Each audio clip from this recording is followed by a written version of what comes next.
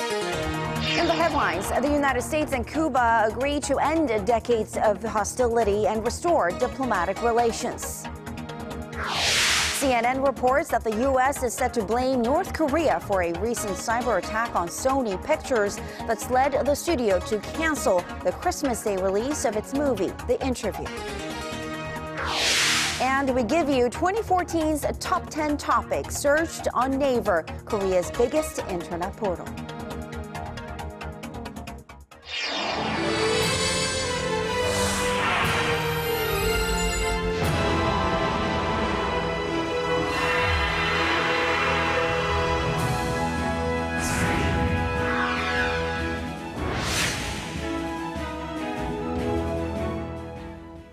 Welcome to the program. You're watching Primetime News. Live from Seoul, I am Kang Tae-ri. And I'm Sean Lim. Thanks so much for joining us tonight. After being separated by a bitter history dating back more than 50 years, the United States and Cuba say they will open a new era of diplomatic and economic relations. But not everyone agrees that this will serve both countries well.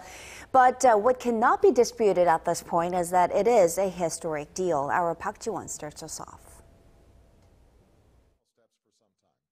The historic announcement on Wednesday that the U.S. and Cuba will normalize their long-severed relations comes after 18 months of secret talks between the two leaders. Neither the American nor Cuban people are well served by a rigid policy that's rooted in events that took place before most of us were born. The United States will reestablish an embassy in Havana, and high-ranking officials will visit Cuba. Where we can advance shared interests, we will, on issues like health, migration, counterterrorism, drug trafficking, and disaster response. Behind the curtain, the Vatican and Canada played a big role in reaching the deal. Pope Francis has, both in letters and in talks, urged the two countries to improve relations. And Canada, which has maintained diplomatic relations with Cuba, hosted secret negotiations between the once hostile countries. I would like to thank and recognize the support of the Vatican, and especially that of Pope Francis, in helping improve the relations between Cuba and the United States. Similarly, the government of Canada for providing and facilitating the high-level dialogue between the two countries. Bringing an end to more than 50 years of hostility, Cuba released U.S. aid worker Alan Rose after he spent 5 years in a Cuban prison. In return, the U.S. has freed 3 Cuban intelligence agents. World leaders, particularly those from Latin American countries, hailed the news. I think that the possibility of the end of the blockade gives Cuba the conditions to coexist with the international community, something that is extremely relevant for the Cuban people and for all of Latin America. Experts say the deal will benefit people in both countries. It'll be easier for Americans to travel to Cuba. It'll be easier for Americans to send money to Cuba. And it will be much easier for Americans to support the emerging private sector, even with trade and capital infusions. All of that should help a rather weak Cuban economy. Washington and Havana severed diplomatic relations in 1961 after former Cuban leader Fidel Castro seized power and became the first communist leader of the country in 1959. Park Ji-won, Arirang News. And this development has many talking about the economic and political impact that it will have in the region. But what many here in South Korea are wondering about takes a slightly different angle. North Korea watchers are eyeing whether this will lead to Washington putting more effort into normalizing ties with another communist state, North Korea. Lee Ji-yoon tells us more. When U.S. President Barack Obama came into office in 2009, he promised a new era of diplomacy with the so-called 3 pariah states, Cuba, Iran, and North Korea. 6 years later, it looks like President Obama has kept his promise for Cuba. Then what about Iran? Washington has tried to move things forward with Iran over its disputed nuclear program. Just last year, President Obama spoke on the phone with Iranian President Hassan Rouhani. This was the first direct conversation between leaders of Washington and Tehran in more than 3 decades. So now that leaves North Korea. President Obama admitted that the policy of isolation wasn't working for Cuba. And experts say it's possible that Obama might relax his isolation policy toward North Korea as well, to open up for more dialogue with Pyongyang. In fact, the top U.S. diplomat for East Asia, Daniel Russell, said Tuesday that the Obama administration has never been hesitant about holding direct talks with North Korea. He said Washington is waiting with open arms for dialogue with Pyongyang outside of six-party nuclear talks. Others say, though, that it's too early to link North Korea with what's happened with Cuba. Whether this is a new position that the Obama administration is taking in their foreign policy with respect to these kinds of countries is something that we could speculate over, but there's no reason to believe that there's a significant tectonic shift that is occurring here with respect to North Korea. For the Obama administration, there's also the hurdle of North Korea's humanitarian issues and nuclear program. Experts say in order to see a real change, either the South Korean government will have to dramatically change its North Korea policy, or North Korea will have to change its hostile attitude. Lee Jun, Arirang News. Following recent threats by hackers, Sony Pictures has decided to cancel the theatrical release of The Interview, a film about the assassination of North Korean leader Kim Jong-un. This comes as the U.S. reportedly puts the blame of the recent hack on North Korea. Our Shin Se-min has more on the controversy surrounding what would have been a Christmas Day opening. The U.S. has reportedly concluded that North Korea was behind the cyber attack on Sony Pictures late last month, a breach that spurred a series of events that has now led to the studio canceling its Christmas Day release of the movie, The Interview.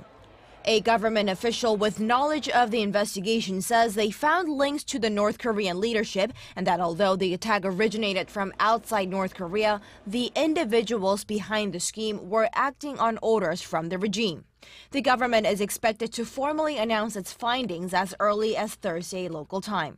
The same group that claimed responsibility for the security breach, the Guardians of Peace, also threatened a 9/11-style attack on theaters that screened The Interview, a comedy that centers on a CIA plot to assassinate North Korean leader Kim Jong-un. That threat forced 5 major theater chains, including AMC, Regal, and Cinemark Cinemas, to scrap plans to show the film. Sony responded by saying that it would not release a film at all in theaters, but made no mention of what it plans to do with the movie. The studio said that while it was deeply disappointed and stood by the right to freedom of expression, it respected and shared the concerns. Shin Se-min, Arirang News. During his 3 years in absolute power, North Korean leader Kim Jong-un has beefed up efforts for economic development centered on attracting foreign investors. But Pyongyang still seems to be struggling. In the second of our 3-part series, our Hwang Sung-yi takes a look at the changes made in the North Korean economy and what more needs to be done. You see high-rise apartments, taxis, people using mobile phones, and children on rollerblades all on the streets of the North Korean capital, Pyongyang.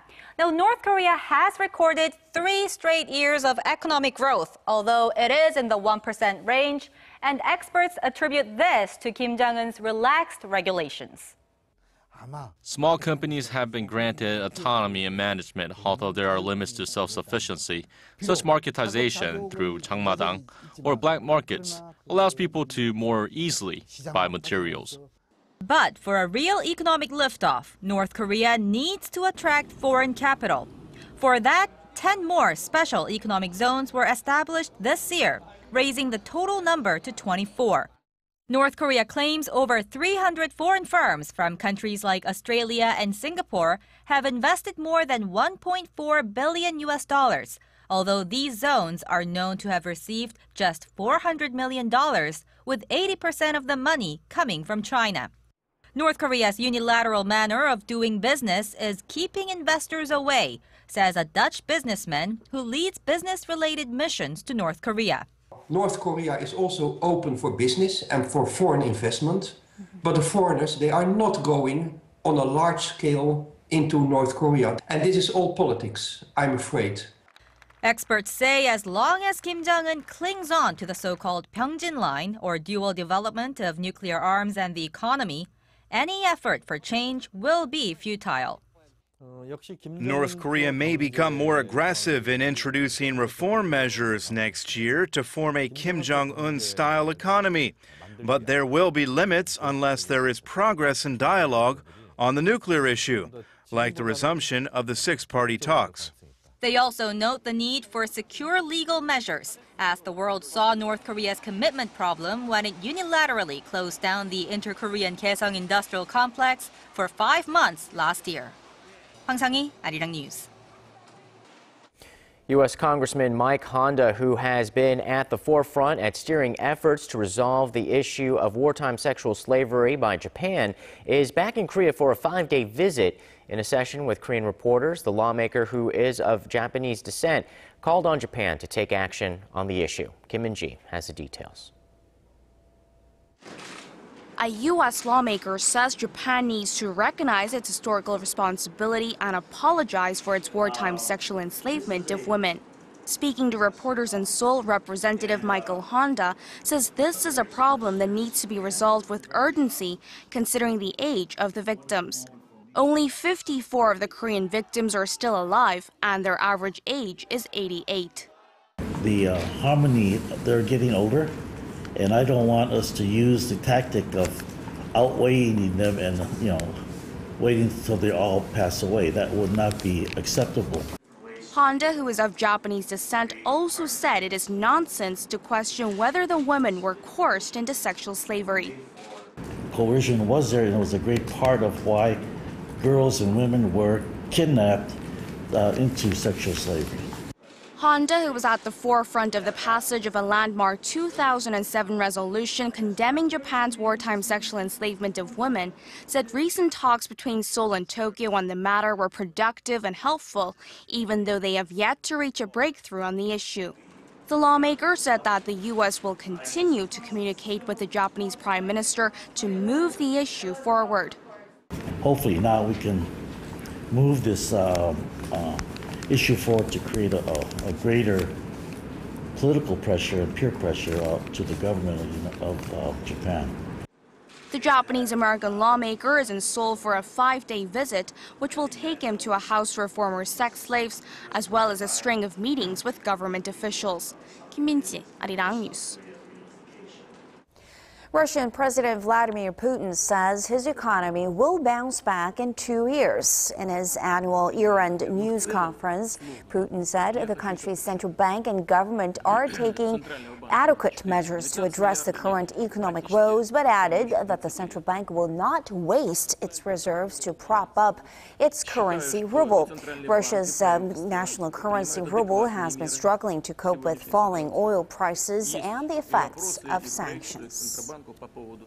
And speaking of the economic situation in Russia, some emerging economies have already experienced the spillover effect, and experts here in Seoul are also being cautious about the ripple effects it might bring. Kim Ji-yeon reports. Fears of a full-blown financial crisis in Russia are spreading as inflation is rising amid slow growth, fueled by falling oil prices and Western sanctions. A recession in Russia will likely bring a slowdown in European exports to Russia, further deepening the recession in Europe. This, by extension, is expected to curtail Korean exports to Europe. Seoul-based Hyundai Research Institute estimates Korean exports to drop by 2.9 percentage points next year, and says it may go down even further if capital flight increases among emerging countries. Massive foreign capital outflow in emerging markets is expected to move into the Korean market, which is considered as a safer haven. The foreign capital influx will then appreciate the Korean won against the greenback, further strengthening the Korean won. And because of the strengthening currency, Korean exporters are expected to further lose their price competitiveness in global trade. The researcher adds it'll bring a shock equivalent to that of the 2009 financial crisis, as Korean exports to Russia and Europe drop. Those exports to Russia dropped by 3% during the January to October period from the same period last year to just over $9 billion US. In response, Seoul's financial watchdog said it would closely monitor the economies of Russia, Europe, and emerging markets. Battered by falling oil prices, the Russian ruble has depreciated more than 60% against the greenback from the start of the year. Kim Jung, Arirang News. Yesterday, we reported on Google's top 10 most searched items of 2014. And today, we zoom in a little more on what Koreans were most interested in this year. Here's our Kwon So-woo with the rundown from Korea's #1 portal site, Naver. 8 out of 10 Koreans use the web, and around 80% of them use the portal website Naver to do their searches. So what have Koreans been typing into their favorite search engine this year? Ranking first, somewhat ironically, was the country's second biggest portal website, TIME. It was followed by weather and video sharing website YouTube. In fourth came the video game League of Legends. And free domestic banks made it onto the list too, as well as webtoons, which are gaining in popularity along with the rise of smartphone readers. And now let's break it down into some specific categories. The most tragic incident of the year, the sinking of the Seoul ferry, was the most searched about current affairs story of 2014. The person most looked up was figure queen Kim Yeona, who retired this year after the Sochi Olympics. In the movie category, the Disney blockbuster Frozen topped the list, and its popularity expanded into the music sector as well with Let It Go. In sports, it was none other than the biggest sporting event of the year, the Brazil World Cup. Now, weather wasn't just a popular search on the Naver website, but also on its mobile version, as well as on Google Korea. The word saw a notable increase in the week of the college entrance exam in November. What amused netizens was that the most looked up item on Korea's #2 portal site, Daum, was Naver. And as we saw earlier, it was the same for Naver's most searched items. Kwon So-woo, Arirang News.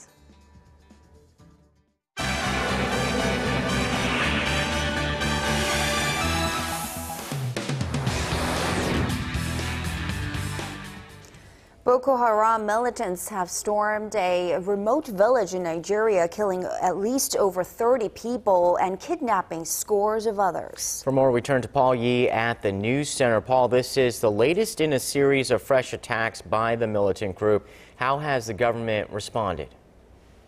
Well, the eyewitness accounts say the village was left defenseless during the brutal attack, as it took days for survivors to reach the capital city of Maiduguri to even report the massacre. A heavily armed group of suspected Boko Haram militants reportedly laid siege to the northeastern village of Kumsri on Sunday. Government officials had put the current death toll at 33 and added that at least 100 people were abducted, including women and children. The attack comes as thousands of refugees continue to flee from the region to escape the violence brought upon them by the Islamic militant group. Niger alone has seen the arrival of over 87,000 refugees since last May. And in other news, stocks on Wall Street saw their biggest gains in over a year after the U.S. Federal Reserve said it would keep its near-zero interest rate steady until next year. Fed Chair Janet Yellen said the new guideline will take what she described as a more patient approach. At some point, it will become appropriate to begin reducing policy accommodation. But based on its current outlook, the committee judges that it can be patient in doing so. In particular, the committee considers it unlikely to begin the normalization process for at least the next couple of meetings. The Fed emphasized that the pace of the U.S. economic recovery is much faster than in the Eurozone or Japan, and strong job creation efforts have pushed unemployment down to a 6-year low. An embattled ride-sharing service Uber has gained a powerful ally in China as it tries to expand into one of the world's biggest transportation markets. Under a deal signed on Wednesday, the Chinese search giant Baidu will provide investment capital, while Uber will leverage Baidu's strengths in the mobile search and mapping sectors. Hundreds of millions of people open Baidu Maps every day. They're looking at where they're going to next. Uber and our role here is that we feel like we help connect this intent to an offline experience. The partnership comes as Uber continues to push ahead in some 250 cities around the world, despite facing fierce opposition from taxi groups and government regulators.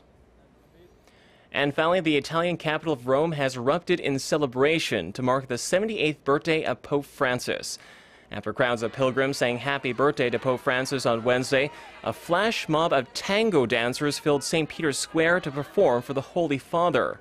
Born in Buenos Aires, Francis is said to have been a fan of the passionate Argentinian music as a young man. Instead of a lavish ceremony, he chose to follow his regular routine and spent his birthday working at the Vatican. And that wraps up our look at international stories for now. I'll see you back here tomorrow night.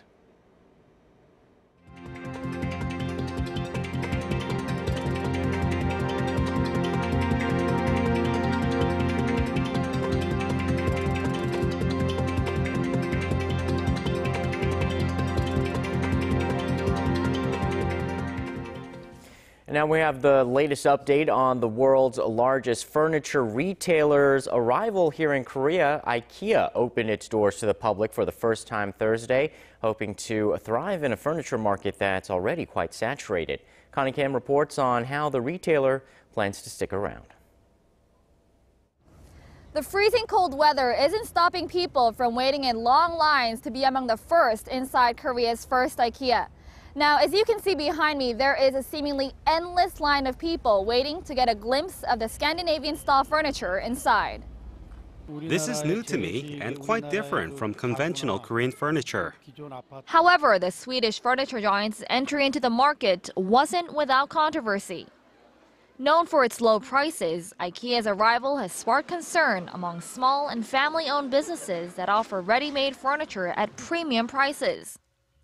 IKEA has also caused a stir for inflating the prices of some of its pieces compared to global locations. It also drew criticism for its high transport and assembly fees. But IKEA says it's ready to offer something different to appeal the Korean market. We have studied the Korean market. We have done a lot of home visits.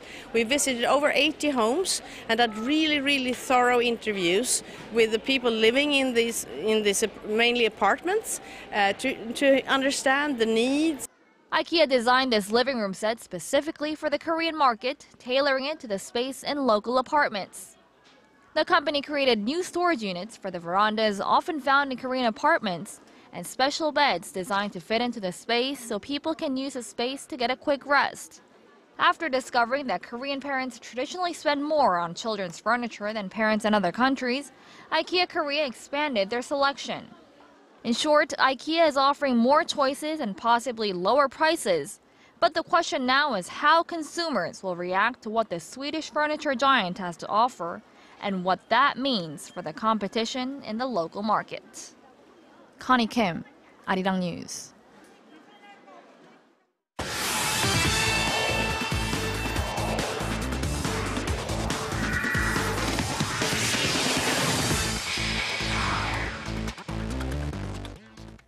Hello and welcome. I'm Stephen Che with a look at sports. Now, preparations for the Pyeongchang Winter Olympics are well underway, with more construction plans outlined in the latest meeting by Games organizers. Prime Minister Chung Hong-won, the Sports Ministry, organizers, and Gangwon Province have agreed on plans to build a $78 million, 40,000-seat venue for the opening and closing ceremonies and to renovate roads and railways to the sites. Prime Minister Chung also urged officials to speed up construction on 6 new facilities and again ruled out sharing the games with other countries, an idea that came to life earlier this month after the IOC approved its precedent-shattering Olympic Agenda 2020. And moving on, FIFA is under fire yet again after its ethics investigator, Michael Garcia, he tendered his resignation. Garcia, now well known for his corruption report on the 2018 and 2022 World Cup bids, cited a lack of leadership on ethics issues as his reason for quitting. FIFA had released a revised 42-page summary of Garcia's report that cleared Russia and Qatar of wrongdoing during the bidding process. Garcia said the revision flat-out misrepresented his findings and went on to question whether FIFA could ever truly change its ways. And turning to the games in the KBL. In the first of the Thursday's doubleheader, we go over to the tip-off in Seoul. In the Samsung Thunder's LG Sakers matchup, LG led at halftime, but Samsung had a thunderous second half to eke out a 10-point win. Samsung earns its second straight win, while LG drops 2 in a row.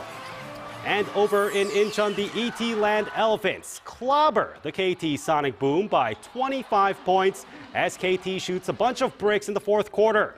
Meanwhile, the Elephants find themselves the winners of their last 4 of 5 games. And over to pro volleyball, all-star voting kicked off and can be accessed on Naver's mobile app. Click on sports and check that out. But now let's get to the action. We go over to Seongnam. The Korea Expressway Zenith power through the second-place Hyundai ENC Hill State in 4 sets to put themselves just 2 points from the league leaders. Meanwhile, over in Ansan, the OK Savings Bank Russian Cash get the 3-1 win over the KEPCO Big Storm as Robert Landy Simon gets his 51st serving ace of the year with 3 in the match. And that's all I have for now. Stay tuned for the weather up next. Have a good night.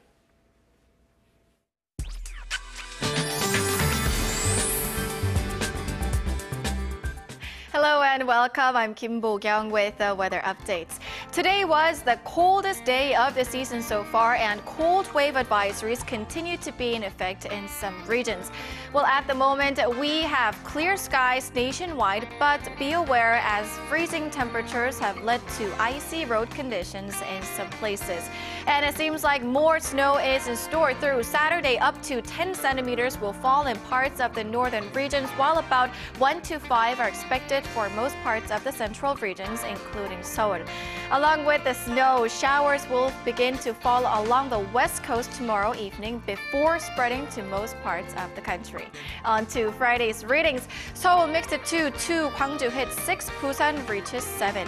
Moving on to other places, Jeju makes it to 10, Dokdo hits 7, Mount Kumgang dips to -2. Those are the updates I have for you now. I'll see you soon. Thank you very much, Bo-kyung, and that's Primetime News for this Thursday. Thanks for watching. I'm Kang Cheri. And I'm Sean Lim. Have a great evening. We'll see you soon.